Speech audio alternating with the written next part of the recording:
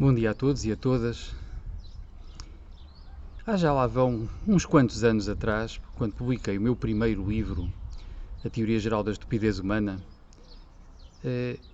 inseri uma ideia, numa certa parte, segundo a qual, se existisse um templo da inteligência, ele teria no frontispício afixada uma frase que diria que não existem direitos de propriedade sobre a realidade, nem direitos de autor sobre a verdade. Ora, desde então, estou mais convicto do que nunca de que assim é.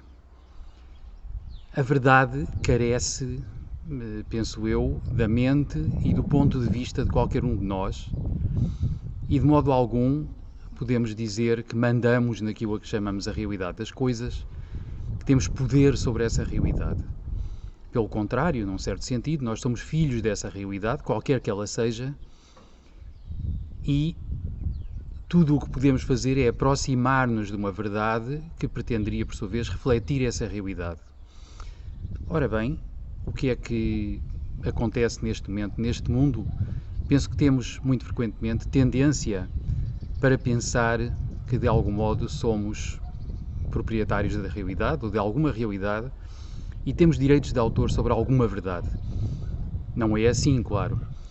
No entanto, vamos ter em conta que vivemos numa sociedade em que muitas grandes companhias, muitos governos descobriram que a maneira de influenciar as pessoas e as massas em geral, e os consumidores também, reside em manejar as emoções.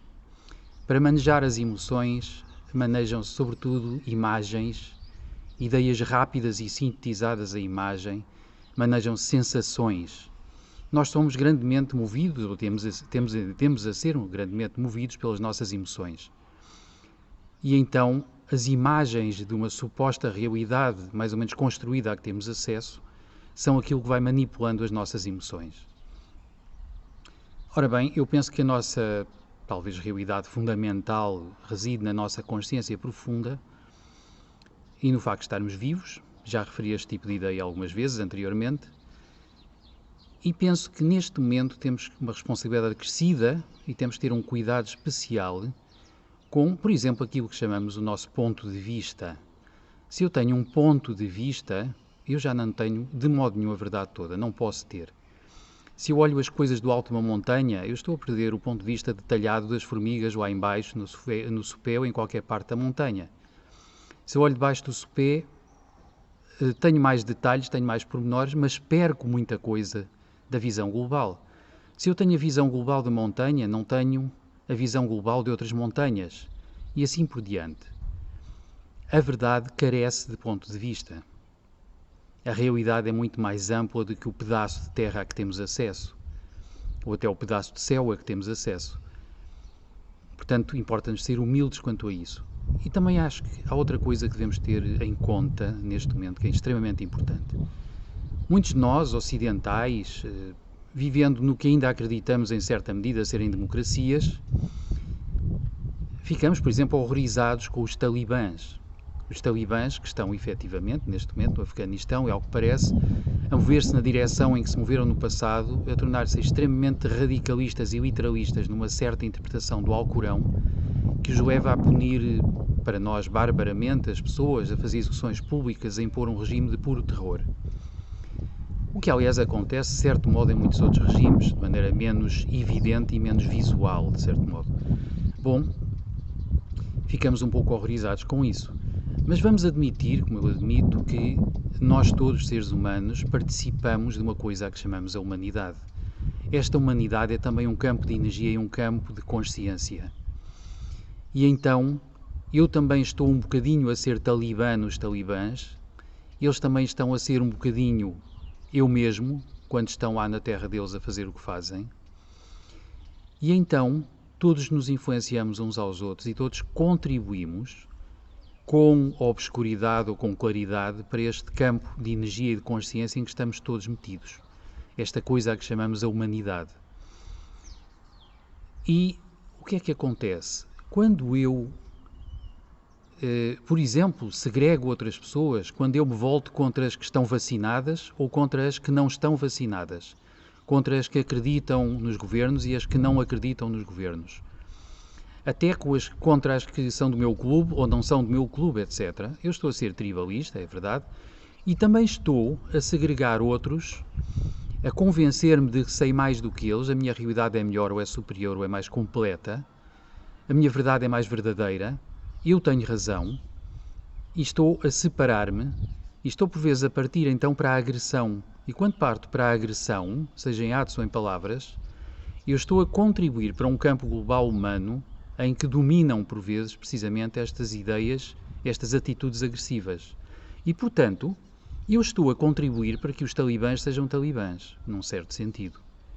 Não estou propriamente a dar um contributo de amor, de abertura mútua, de compreensão e, de certo modo, estou precisamente a contribuir para a guerra, para a segregação, para formas de racismo dos mais variados tipos e por aí adiante. Importa, penso eu, perceber isto. Por outro lado, eu tenho uma herança animal. Eu tenho um corpo animal, chamemos. O meu corpo animal tem tendência a levar-me a preocupar-me sobretudo com instintos de sobrevivência e com a satisfação dos meus instintos mais ou menos elementares.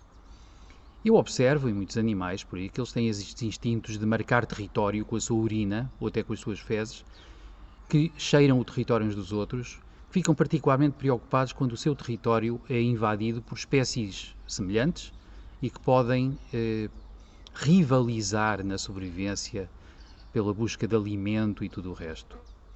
E também pelo domínio sexual sobre outros animais. Ora bem, acontece que por vezes, no plano intelectual, eu posso ter tendência a fazer um pouco o mesmo. Eu defendo os meus territórios intelectuais, tento protegê-los da invasão de congêneres e, de certo modo, marco com urina os limites do meu território intelectual, tentando que ninguém entre lá e virando-me ferozmente contra quem parece estar a invadi-lo, ou seja, contra aqueles que discordam de mim, têm outros pontos de vista, têm outras ideias e às vezes têm outras experiências de vida, têm outras realidades. E isto prejudica tudo, creio eu, prejudica o ambiente humano em que estamos embrenhados. Isto é também o ponto de vista do peixe que não percebe que mais do que os outros peixes é influenciado pelo oceano em que está metido. Talvez seja o ponto de vista de uma árvore que ignora o facto de que mais importante do que esta ou aquela árvore com que ela está próxima ou afastada, é importante a floresta inteira e mais que a floresta inteira, é importante o planeta em que a floresta está inserida. Por isso, vamos lá ser humildes, vamos lá procurar contribuir de maneira luminosa, compassiva, positiva para este mundo todo e vamos, talvez, aproximar-nos de uma realidade interior que é muito mais do que a nossa mente e o nosso ponto de vista pessoal. Por aqui fico. Como habitualmente, convido quem quiser a comentar, partilhar, subscrever o canal. Até muito breve.